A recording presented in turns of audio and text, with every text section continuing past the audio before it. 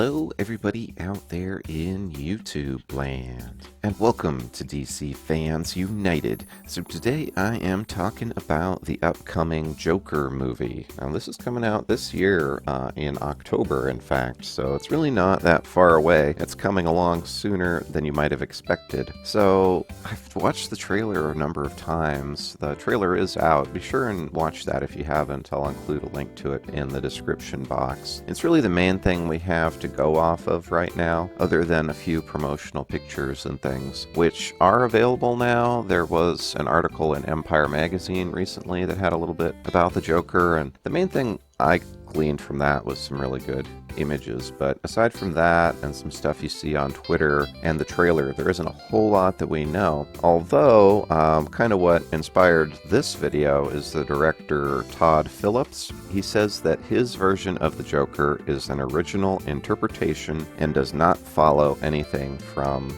the DC Comics. So that's pretty interesting. We'd known for a while that this was kind of its own thing. It wasn't really connected to the other DC movies necessarily, but to out and out say that it's not from anything in the comics is quite a statement. Now, I'm actually okay with that. I think if I had heard that before seeing the trailer, I would be more concerned. But watching the trailer, I'm just not that worried. Like, I think it's going to be a really good movie. Essentially for one reason, because Joaquin Phoenix put everything he had into it. You don't actually often see this level of just raw emotion from an actor, or if you do, it seems it just doesn't feel as real. Like, you really kind of feel this guy's anguish, and I understand that it's very much, at least from the trailer, to me it seems like it's very much a movie that makes you sympathize with the Joker. It's a sympathy for the Joker kind of movie, which I'm okay with, but it's going to be really interesting to see what sort of character he is, because if it spends the first half of the movie making you identify with him and then he does a bunch of bad stuff, that kind of makes you, well, it doesn't mean it's a bad movie, it just makes you have to really think about it. It's not unlike Scarface in that way. I was actually thinking about that a lot today. Some little similarities between Scarface and this movie, primarily just because it's a bad guy. Like, Scarface out and out says, I'm not, he's like, I'm the bad guy. The Joker has always been a bad guy, but both movies kind of set you up to sympathize or at least identify with Scarface or the Joker. Them both being the title characters and the protagonists, you're almost just naturally inclined to identify with them. So, that being said, it's going to be interesting. He's going to be like a tragic villain who you sympathize with. So that's kind of my take. I think, though, it's going to be really good, and I'm curious to see what all he gets up to. Like, is he really evil, or is he just kind of misguided? There's some obvious things that really spell it out and say that he has a mental illness of some kind. There's even the scene where he's writing on a tablet, and this is really telling because you can kind of read what it says, and it says, the worst part of having a mental illness is people expect you to behave as if you don't.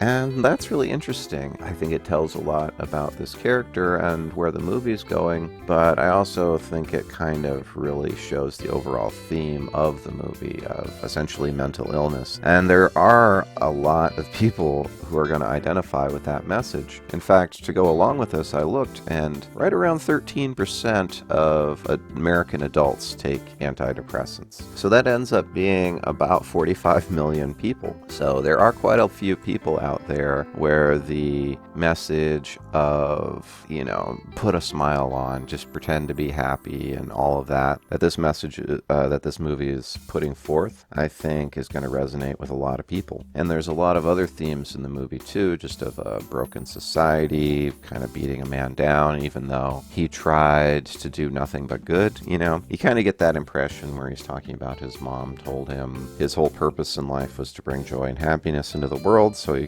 goes out and he's a clown and everything else, but you see multiple scenes of him getting bullied and beaten up, and life just kind of drags him down. So it's really interesting to see. I mean, those are themes that you see in DC Comics, though. I mean, even the whole Killing Joke thing you had, one bad day can break a man, and he turns to evil or whatever. So I think even though the director said it's not based directly on the DC comics, I think it is definitely inspired by them. And DC's always had this whole thing of there being multiple Earths and Elseworld stories and all kinds of different things. So this is just one Joker. There's, of course, many, many Jokers. So I'm perfectly fine with it. I'm just really curious to see what the whole story is about. Like, we don't even know what he's going to be doing, essentially. We just have seen a couple little things. We've seen him, we've seen his mom, we've seen who I presume is going to be the love interest, or maybe it's the love interest that didn't work out, and that's part of why. I mean, this movie is rated R, too, so, like, maybe she dies or something, and that's part of what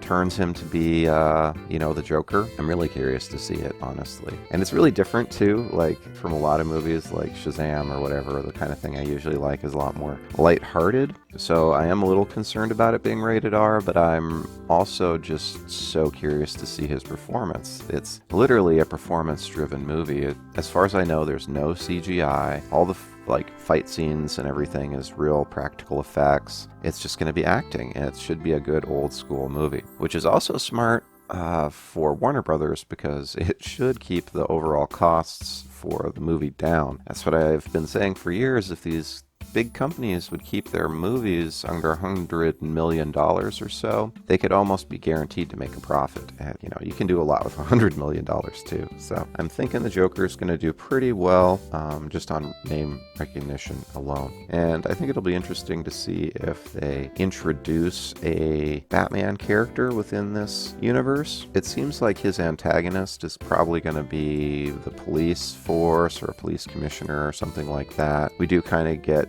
a couple little scenes that hint at that, but overall it's just like it's gonna be basically following this guy's emotional path through a tragedy. He even says, though, towards the end, that he thinks he always thought his life was a tragedy, but now he sees that it's a comedy, which is pretty debatable, but it really makes me want to see it. Honestly, if he weren't putting so much into it, I wouldn't be that interested in it. Like, my eyes are just glued to it. I want to see what happens and why he acts the way he does and how he got to be that way and how it's resolved and everything about it, Really, it's open-ended. Almost anything could happen. So that's all for now. Let me know down below what you think about the Joker trailer.